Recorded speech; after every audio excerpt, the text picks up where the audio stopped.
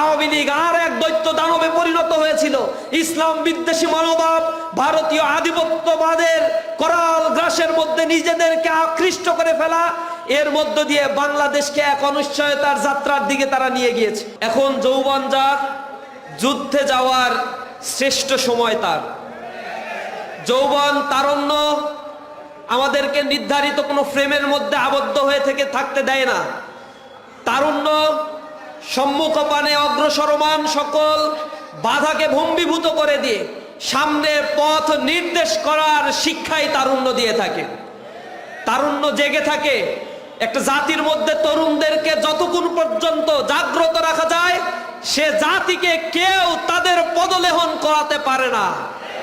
সুতরাং ইসলামী ছাত্র শিবির এই সমাজ ব্যবস্থায় ছাত্র সমাজকে, তরুণ সমাজকে মেধা, মনন, দক্ষতা, যোগ্যতা, তাগুত দুনিয়া পরিচালনার জন্য যত দক্ষতা প্রয়োজন তার আলোকে গড়ে তুলে একটি সমৃদ্ধ বাংলাদেশ গড়ে তোলার অভিপ্রায়ে বাংলাদেশের প্রত্যন্ত অঞ্চল পর্যন্ত নিরলস কাজ করে যাচ্ছে।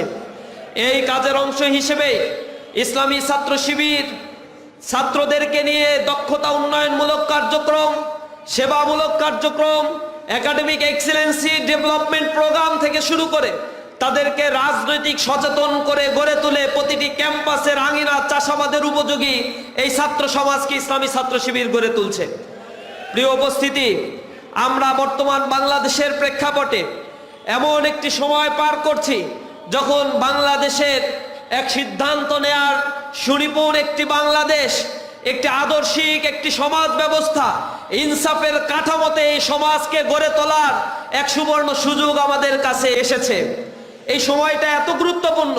স্বাধীনতা উত্তর বাংলাদেশ দীর্ঘ সময় ধরে তার পথ চলায় বারবার যখন হোঁচট খেয়েছে, পথ হারিয়েছে, তখন বাংলাদেশের মানুষ, এদেশের সূর্য সন্তানেরা ঘুরে দাঁড়িয়েছে, তাদের চেতনা দিয়ে মানুষকে জাগ্রত করার চেষ্টা করেছে।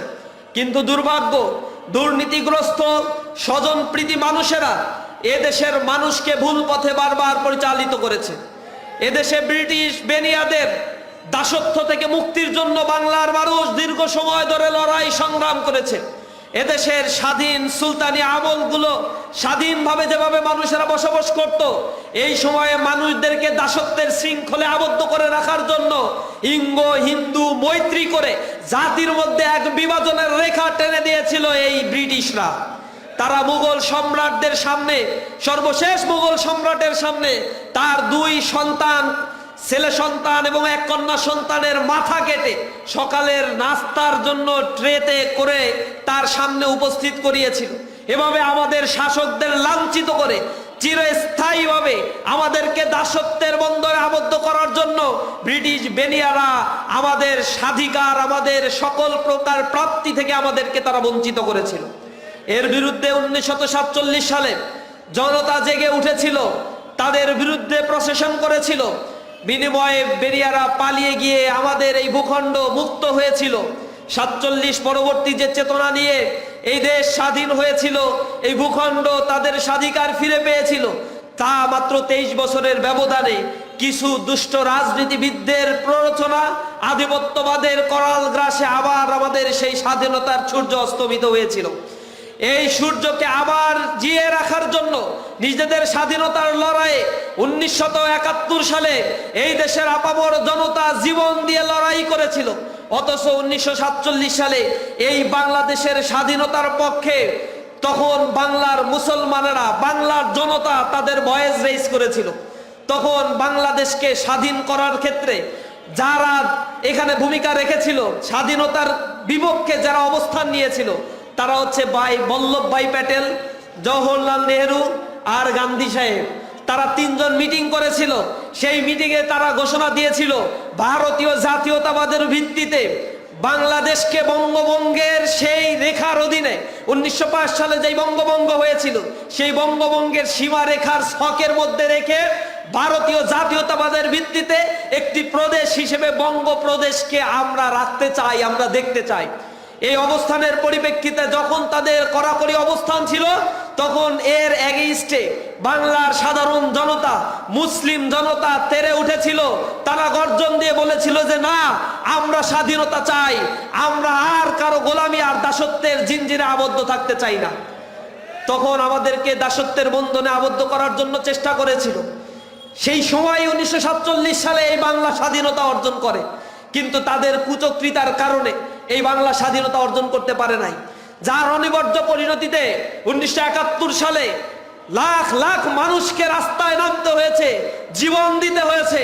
মায়ের আবরুর নিরাপত্তা বিঘ্নিত হয়ে এই বাংলাকে আবার 1971 সালে স্বাধীন করতে হয়েছিল। কিন্তু এই বাংলাদেশকে জনগণ স্বাধীন করেছিল, বাংলার সাধারণ মানুষ রাস্তায় নেমেছিল। যে স্বাধীনতার সময় ঘোষণা দেওয়া হয়েছিল সাম্য, মানবিক মর্যাদা আর সামাজিক সুবিচারের কথা, এটি 1971 সালের এপ্রিল মাসের ঘোষণাপত্রে ঘোষণা করা হয়েছিল। সাম্য, মানবিক মর্যাদা আর সামাজিক সুবিচার প্রতিষ্ঠার নেশায় উন্মুখ হয়ে বাংলার কৃষক, শ্রমিক, যুবক, ছাত্র জনতা দাঁড়িয়ে থেকে বুকের তাজা রক্ত ঢেলে দিয়ে এই বাংলাকে তারা স্বাধীন করেছিল।